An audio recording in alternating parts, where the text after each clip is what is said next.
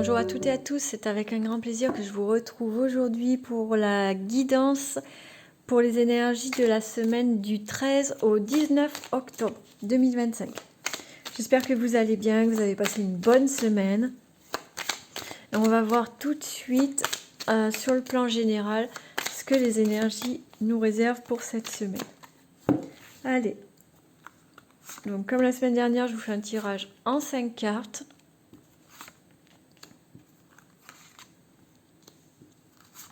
Hop. En d'autres paquets, nous avons le message suivi de la jeune fille, de la stérilité et des autres. Bon, peut-être qu'il y a un peu de ragot dans l'air là, hein, avec ces cartes. Le message, la jeune fille, c'est le manque de maturité. La stérilité, c'est quelque chose qui n'apporte rien.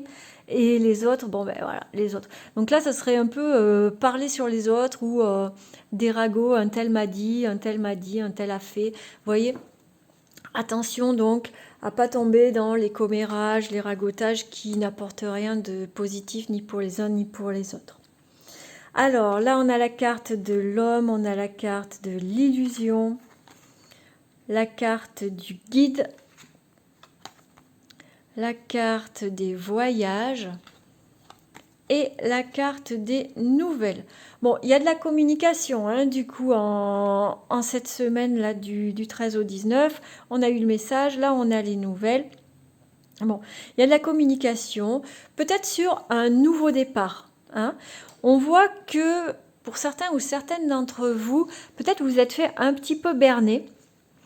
Avec l'homme et la carte de l'illusion, ça peut vouloir nous dire que vous êtes fait un petit peu manipuler ou un petit peu tromper sur les intentions, hop là, les intentions d'un homme. Alors, comme c'est un tirage général, un homme ou une femme, hein, même si c'est un homme là, vous adaptez, en tout cas d'une personne de votre entourage qui a une énergie masculine, hein, c'est-à-dire une énergie avec un caractère fort, une énergie dominante. Et il semblerait cette personne vous ait un petit peu berné, un petit peu menti, ou que vous, tout simplement, vous l'aviez mis sur un piédestal et que là vous vous rendez compte que pas tant que ça finalement, hein. Donc il y a comme si vous redescendiez sur terre ou que si vous ouvriez les yeux et que vous voyez les choses telles qu'elles étaient vraiment. Avec le guide, peut-être même que c'est quelqu'un qui va vous permettre de comprendre une situation ou d'y voir un peu plus clair sur cette personne, sur cette situation dans laquelle vous vous trouvez et de vous en éloigner. Avec la carte du voyage, alors bien sûr, ça peut vous dire que vous rêvez de partir en voyage avec quelqu'un. Mais là, franchement, je pense pas que ce soit de ça qu'il s'agisse. On est vraiment dans quelque chose de plus concret. Et là, avec le guide, le voyage et les nouvelles, ça va être plus de prendre conscience, peut-être d'apprendre quelque chose. Mais je pense qu'on est vraiment dans prendre conscience qu'on s'est bercé d'illusions sur une situation, sur une relation. Et avec le voyage, ça va être prendre le large, en fait, s'éloigner en suivant les conseils d'un guide. Alors le guide, c'est pas la copine, justement, là, qu'on a vu en dos de paquet, la copine avec qui on fait les ragots et que ça apporte rien, hein. Un guide, ça va être un mentor, ça va être une personne dite de confiance, qui sait de quoi elle parle, vous voyez, qui maîtrise le sujet. Pas les ragots, je me répète, mais voilà, c'est important. C'est important de préciser pour pas partir dans n'importe quoi. D'accord? Donc attention, analysez, prenez le temps d'analyser et de regarder honnêtement les situations dans lesquelles vous vous trouvez, les relations dans lesquelles vous vous trouvez durant cette semaine. Allez, petit message des anges. Hop là, voilà, il y en a trop, on va prendre cela. Eh bien, il y en a deux.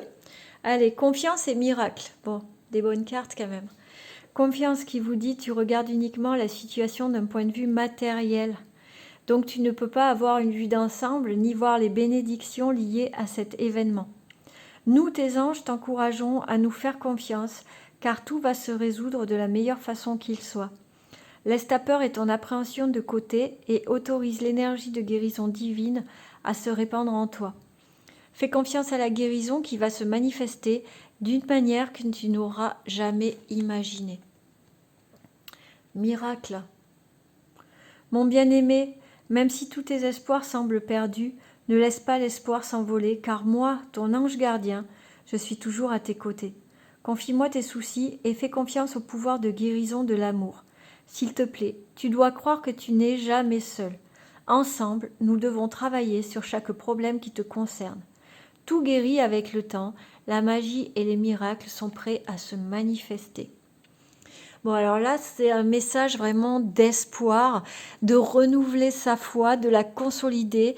Donc, la foi en vous, la foi en l'univers, ou en Dieu, en qui vous croyez, la foi en vos guides, en vos anges, qui sont toujours auprès de vous pour vous aider du mieux qu'ils peuvent. Donc, peut-être aussi qu'il serait temps de relancer la communication si jamais pour certains ou certaines d'entre vous, vous avez un peu arrêté de communiquer avec vos guides ou avec l'univers ou de prier Dieu ou je ne sais qui.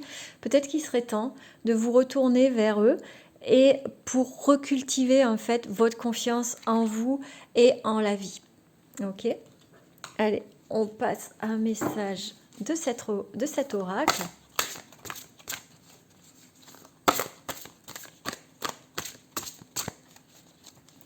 Et on prend la première et ça nous dit bonne nouvelle.